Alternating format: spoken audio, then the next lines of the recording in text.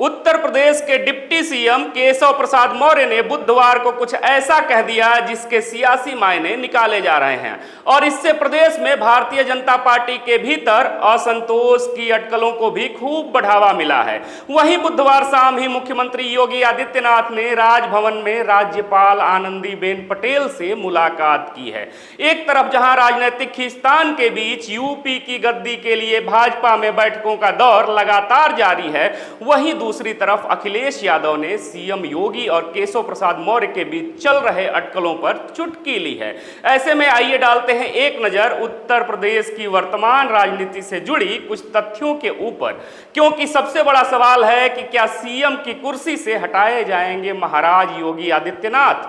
बता दें कि केशव प्रसाद मौर्य ने सोशल मीडिया प्लेटफॉर्म एक्स पर अपनी एक पोस्ट में कहा है, संगठन सरकार से बड़ा है, कार्यकर्ताओं का दर्द मेरा दर्द है, संगठन से बड़ा कोई नहीं, कार्यकर्ता ही गौरव हैं। जिसके बाद केपी मौर्य के इस बयान और बीजेपी में चल रहे बैठकों के दौर के बीच समाजवादी पार्टी के प्रमुख अखिलेश यादव ने भी इन सारे घटनाक्रम पर अपनी प्रतिक्रिया दी है। दरअसल केशव प्रसाद मौर्य ने रविवार को लखनऊ में बीजेपी वर्किंग कमेटी की बैठक को संबोधित किया था।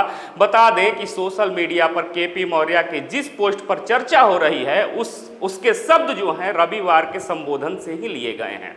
केशव प्रसाद मौर्य ने उस बैठक में कहा था कि संगठन सरकार से बड़ा होता है और हमेशा बड़ा ही रहेगा। उन्होंने पोस्ट में लिखा, मेरे आवास 7 कालिदास मार्ग के दरवाजे सभी के लिए बराबर खुले हैं।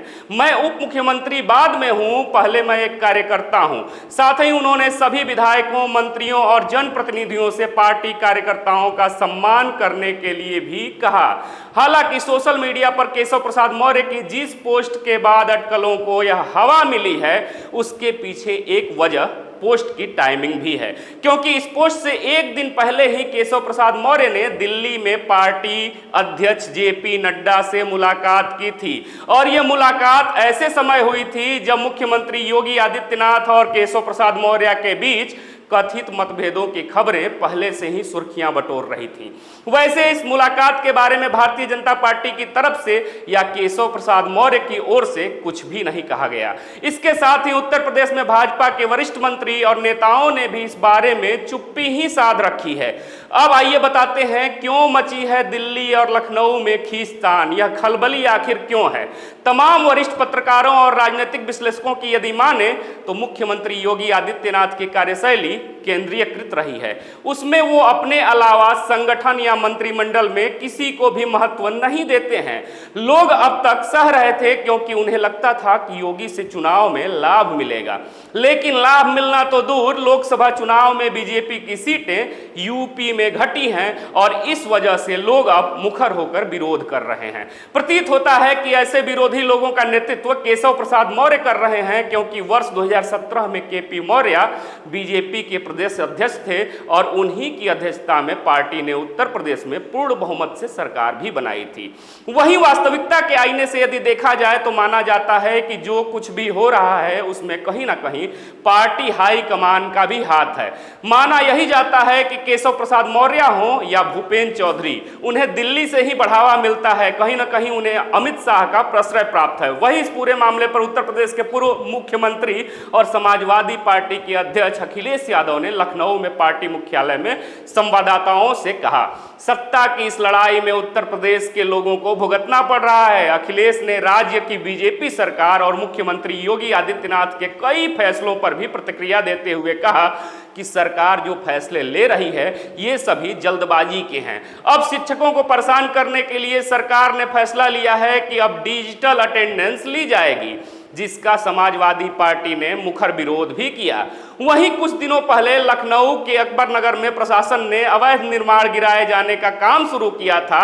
इसके बाद पंत नगर में भी अवैध निर्माण को गिराए जाने का फैसला सरकार ने ही किया था। हालांकि योगी सरकार ने बाद में यह फैसला वापस ले लिया इस बारे में भी अखिलेश यादव ने कहा कि क्यों यह फैसला वापस लिया गया। यह सरकार की कमजोर कड़ी है, तभी यह फैसला टाला गया है, लेकिन इसे अभी खत्म नहीं किया गया है। हम प्रदेश की जनता को सावधान करना चाहते हैं कि बीजेपी के लोगों ने आपसी और कुर्सी की लड़ाई में पूरे शासन प्रशासन को बर्बाद कर दिया है। अखिलेश यादव ने सीएम योगी को भी घेरते हुए कहा कि इन्हीं के विधायक और इनके लोग आरोप लगा रहे हैं कि भ्रष्टाचार चरम पर चल रहा है। हम लोगों ने अखबारों में पढ़ा है कि मुख्यमंत्री खुद स्वीकार कर रहे हैं कि बड़े पैमाने पर दलाली चल रही है। बता दें कि अखिलेश यादव के ऐसे बयानों पर केशव प्रसाद मौर्य की भी प्रतिक्रिया सामने आई है। केशव प्रसाद मौर्य ने अपने आधिकारिक एक्स अकाउंट पर लिखा है कि सपा बहादुर अखिलेश यादव जी भाजपा का देश और प्रदेश दोनों जगह मजबूत संगठन और सरकार है। आप अपनी चिंता कीजिए, क्योंकि सपा का पीडीए एक धोखा है। यूपी में सपा के गुंडा राज की वापसी असंभव है। भाजपा 2027 विधानसभा चुनाव में भी 2017 के परिणाम को ही दोहराएगी। हालांकि इन सभी सियासी बयानबाजी और अटकलों से एक बात तो तय है कि यूपी में 10 सीटों का उपचुनाव और 2027 का आगामी विधानसभा चुनाव परिणाम एक बार फिर लोगों को हैरान करेगा और चौंकाता हुआ नजर आएगा। यूपी की वर्तमान सियासत को लेकर आपके क्या विचार हैं, कमेंट बॉक्स में अपने जवाब जरूर दीजिएगा। फिर से मिलेंगे एक नए वीडियो में, तब तक देखते रहिए खबरों के खिलाड़ी। जय हिंद, जय भारत।